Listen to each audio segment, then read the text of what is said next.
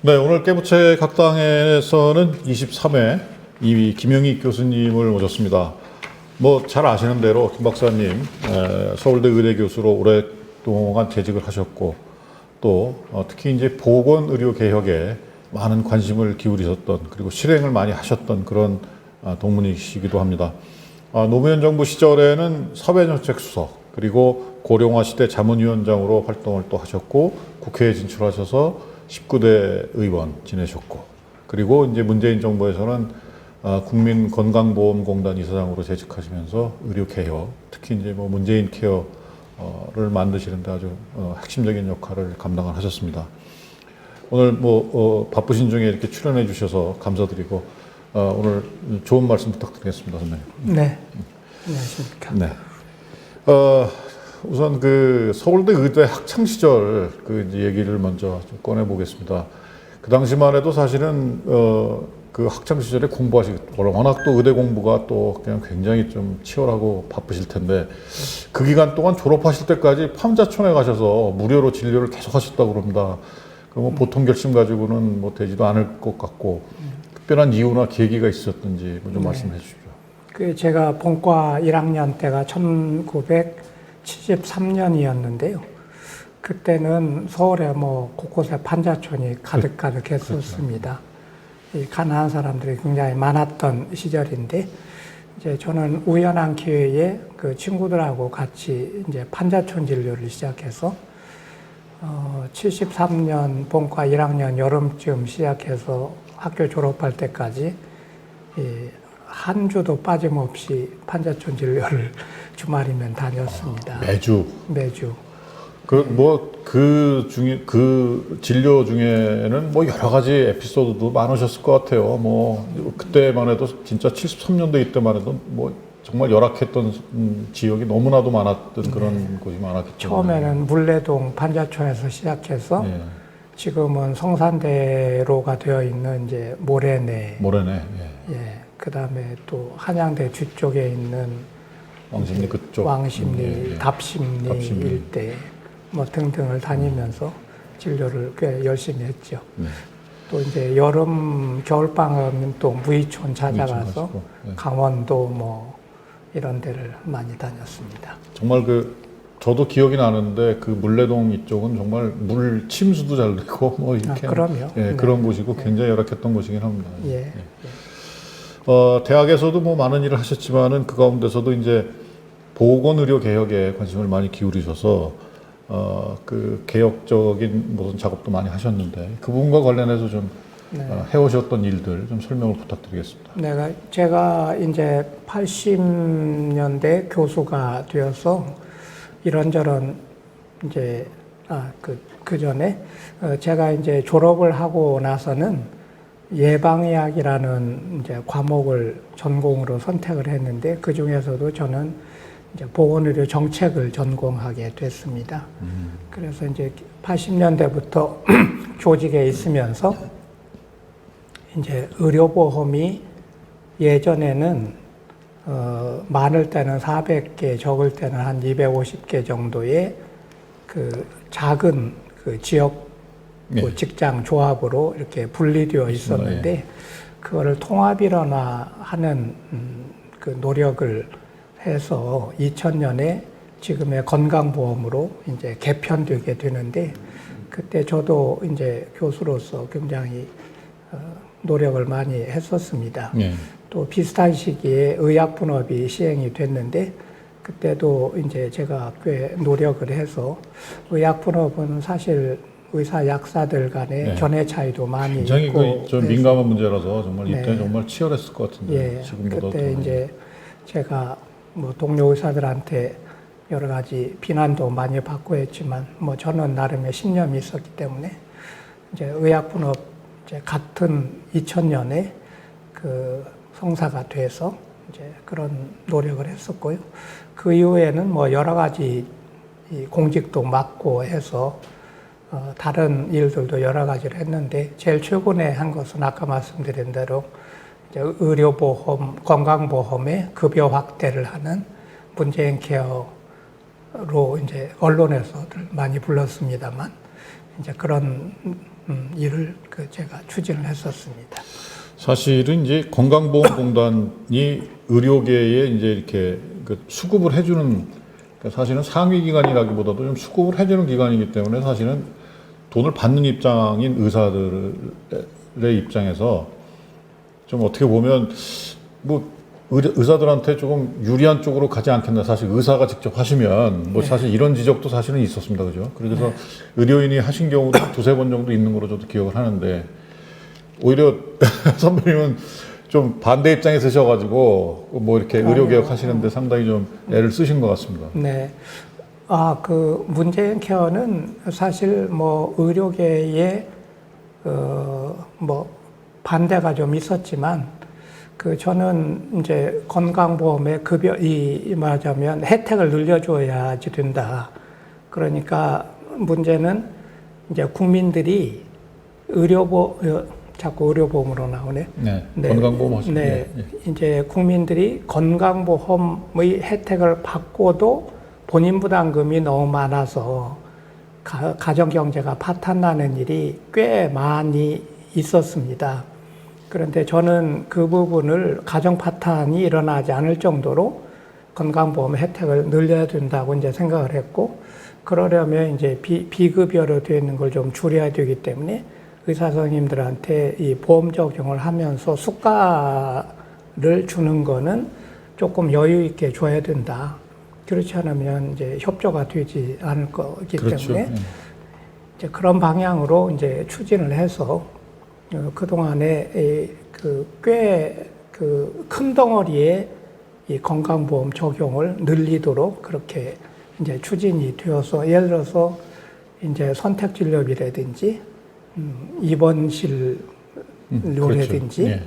뭐 이런 것들이 이제 큰 덩어리가 해결이 되니까 이제 중환병에 걸려서 병원에 가셨던 분들은 본인 부담이 획기적으로 줄어들어서 문재인 케어 하는 동안에 저도 이제 그런 얘기를 많이 들었는데, 병원에 갔다가 청구서를 받아들고 깜짝 놀랐다. 그런 얘기를 많이 들었죠.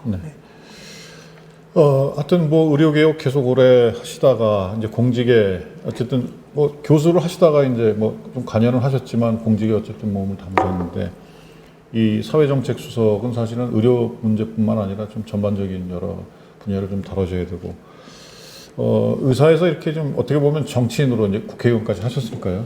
정치인으로 이렇게 뭐 좀 변신하시게 된 그런 특별한 이유나 이런 것들이 있었습니까? 이제 학교에 있으면서 이제 의료 정책을 전공을 하게 되니까, 의료 정책을 전공을 하면 뭐를 구현을 해야 되잖아요. 그렇죠. 실제로 정책으로 반영이 돼야 되는 거기 때문에 아무래도 이제 대통령 선거나 총선 선거할 때 공약 같은 거를 잘 만들어주는 게 중요하지요.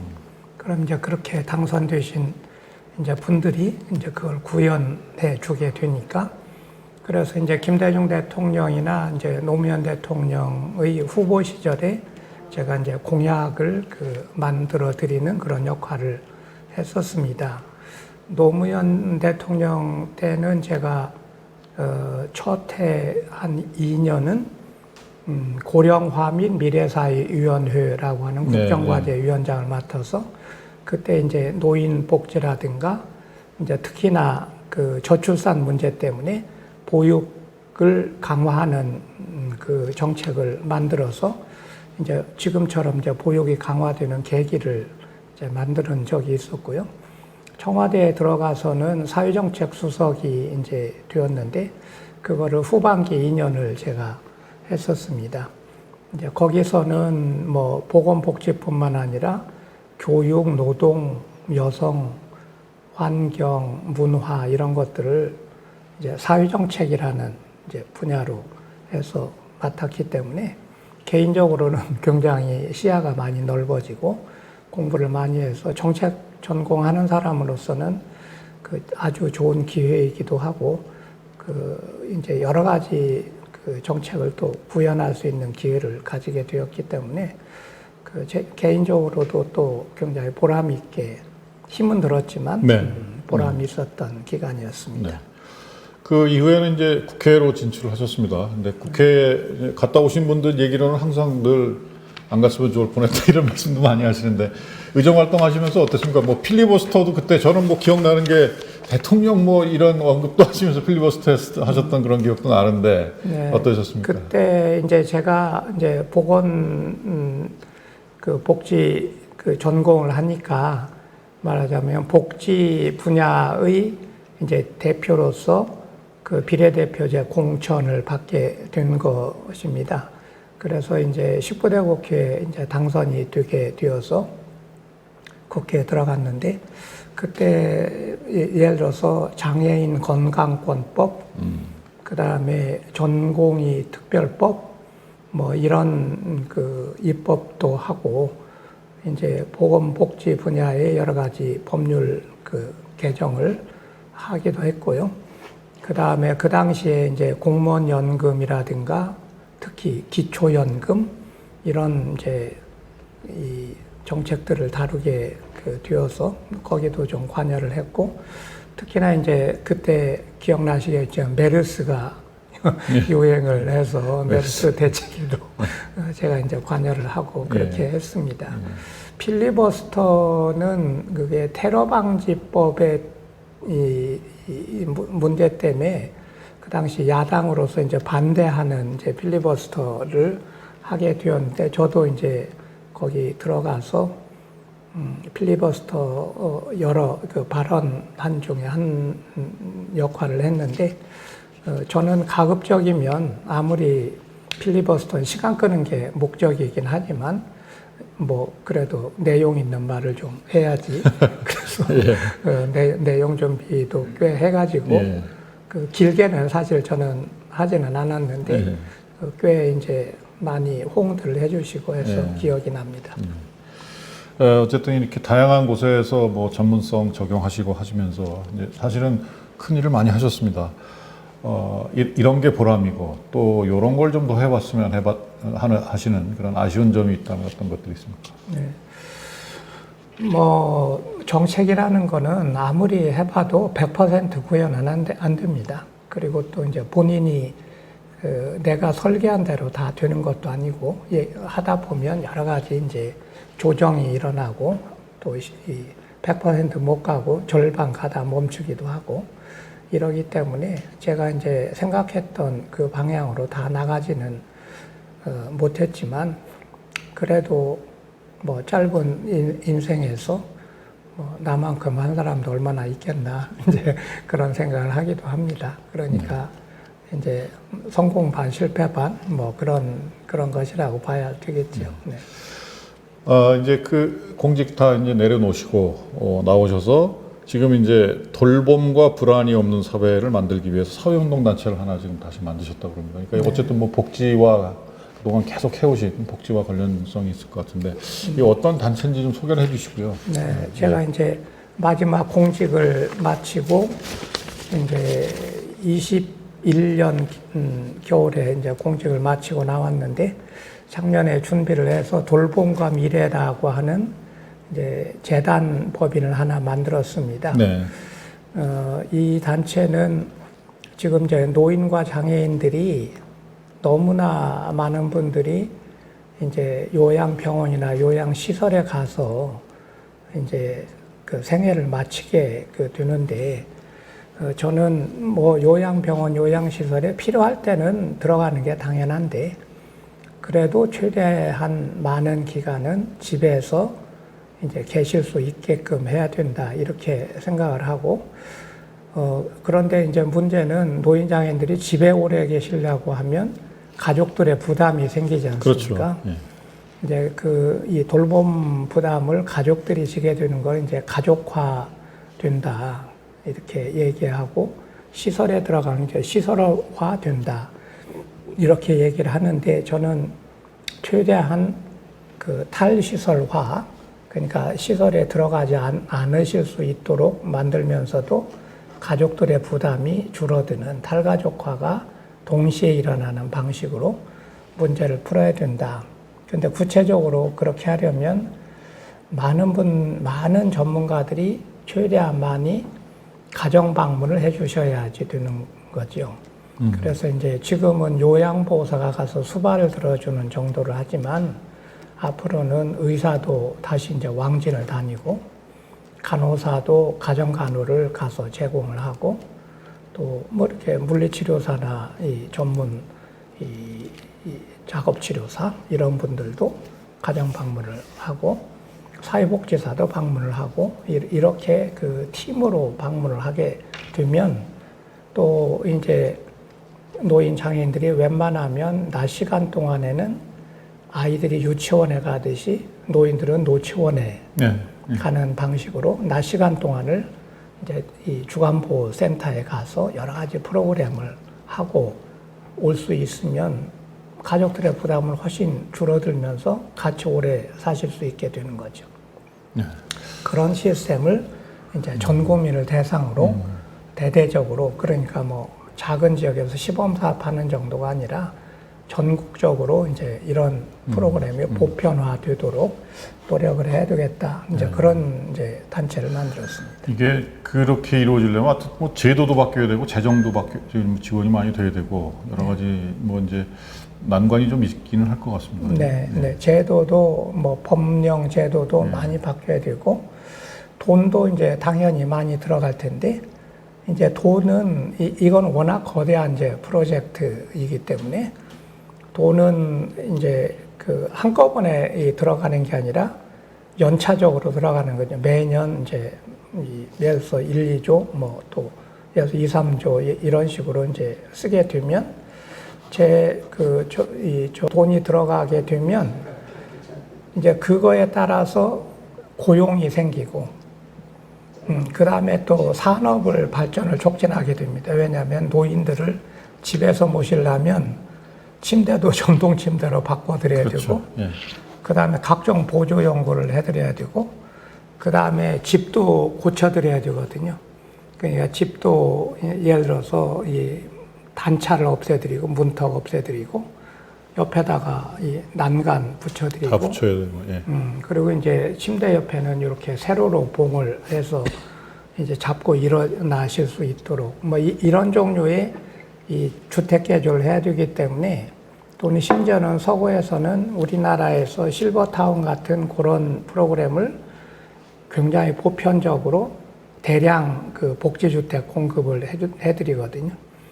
이제 그런 프로그램이 들어가면 그런 종류의 산업이 발전을 하고 그 과정을 통해서 또 이게 세금으로 또 회수가 되고 하는 일종의 돌봄 경제의 사이클이 돌아가게 돼서 그런 방식으로 이게 경제가 순환이 되는 거거든요. 그러니까 복지 투자가 일어나면 그게 한편으로는 혜택으로 돌아가지만 그 과정에서 일어나는 여러 가지 경제적 행위들을 통해서 산업도 발전하고 고용도 늘어나고 다시 회수가 되고 재투자가 되고 이런 과정을 이제 10년, 20년 겪으면서 점차적으로 이제 이 돌봄 체제가 이제 순환이 되는데 지금 이런 체제를 추진하지 않으면 다들 아시겠지만 이 돌봄 부담이 너무 커져가지고 집집마다 아주 큰 어려움을 겪고 있거든요. 맞습니다. 그래서 이제 그 문제를 풀지 않으면 한국 사회가 편안하게 돌아갈 수가 없겠다. 이런 이제 문제의식을 저는 가지고 있습니다. 꼭 이게 장수한다는 게 이게 뭔가 사회 시스템과 같이 병행하지 않으면 맞습니다. 정말 불행한 상황을 맞는 것 같은. 그게 혼자만의 불행이 아니라 가족 전체의 불행이 다 돼버리니까 굉장히 힘든 문제 같습니다. 이제 이미 사회가 변해서 남성이든 여성이든 부모나 자식을 돌보기가 어려운 사회가 된 거예요. 그러니까 아이를 키우는 것도 공동의 노력이 필요해지고 맞습니다. 부모를 모시는 것도 공동의 노력이 이제 필요해지고 그렇게 할 수 있는 시스템을 짜지 않으면 사회가 이제 유지가 되기가 어렵다. 이게 그러니까 이 아이를 키우기 힘드는 문제는 이게 저출산으로 표현이 되고 그런데 고령화는 있는 분을 어쩔 수가 없기 때문에 그 맞습니다. 모시는 과정을 자꾸 이제 수용하는 방향으로 가게 그렇죠. 되니까 이제 현대판 고려장이다 이런 이제 이 말까지 나오는 상황이 되었는데 이제 그거를 풀지 않으면 한국 사회가 이 정상적인 사회가 되기 어렵다는 것이죠. 네. 네, 마지막으로 우리 이사장님 그 서울고 시절의 추억담 있으시면 좀 소개를 해주시고 또 우리 동문들 많이 보고 계신데 이렇게 좀 전하고 싶은 말씀 있으시면 전해주시죠. 네, 뭐 개인적으로 뭐 굉장히 그 드라마틱한 추억이 있는 건 아니지만 예. 아마 서울고등학교 출신들이라면 누구나 제 시절에 이제 경희궁에서 서울고등학교를 다닌 친구들이라면 누구나가 다 아름다운 추억이 있을 것 같습니다. 그럼요. 예, 네. 예. 그 교정도 참 아름다웠고, 뭐, 거기 도서관, 풀장, 뭐, 이런 그 기억이 나서, 그리고 이제 중학교에서 이제 서울고등학교로 진학을 하면서 제일 이제 충격적이었던 거는 교복 바지에 호주머니가 없었던 거. 그렇지. 이제 그런 뭐 여름 모르겠는데 정말 겨울에는 정말 괴로웠던 기억이 저도. 예. 그리고 뭐 그 아름다웠던 이제 그 시절에 이제 추억이 있습니다. 그래서 그리고 아마 지금 학생들에 비하면 정말 그 여유로운 그 고등학교를 다녔던 것 같아요. 이제 웬만한 소설책은 이제 그 시절에 다 읽을 수 있었으니까. 근데 학교는 그렇게 다녀야 되는 게 아닌가 이제 그런 생각도 들고. 그리고 또 누구나가 다 비슷할 텐데, 서울고등학교에 이제 그 정신이라고 할 수 있는 없어서는 안 될 사람이 되자 이제 이런 그 가르침은 사실 평생 동안 제가 그 사는데 계속 따라다녔어요. 그래서 이제 뭔가를 하게 될 때면 이제 그 생각을 그냥 시도 때도 없이 이제 그 말이 떠오르는 이제 그런 그 삶을 살았다고 생각을 합니다. 아마 다들 비슷하지 않을까 생각이 드는데 그래서 서울고등학교의 시절은 저한테도 굉장히 결정적인 영향을 준 시절이었다 그렇게 생각을 하고 있습니다. 우리 그 이사장님을 닮고 싶어하는 동문들도 많이 있을 것 같은데 우리 후배 동문들께 한 말씀 하신다면 어떤 말씀 주시고 싶습니까? 네, 우선 뭐 굉장히 어려운 경쟁이 치열한 사회가 되어서 그 학창 시절 보내시기가 그 학생들은 참 어려운 점이 많이 있을 것 같은데 그래도 조금 여유를 가지고 그 인생을 즐기면서 이제 사셨으면 좋겠다 그렇게 생각합니다. 네. 네, 오늘 바쁜 일정 가운데서도 우리 동문들한테 좋은 말씀 전해주셔서 감사드리고요. 지금 이제 재단 시작하셨고 또 좋은 취지로 시작을 하셨으니까 좋은 결과가 있으시기를 저희도 서울고 동문들과 함께 기원을 하겠습니다. 오늘 말씀 감사합니다. 네, 감사합니다.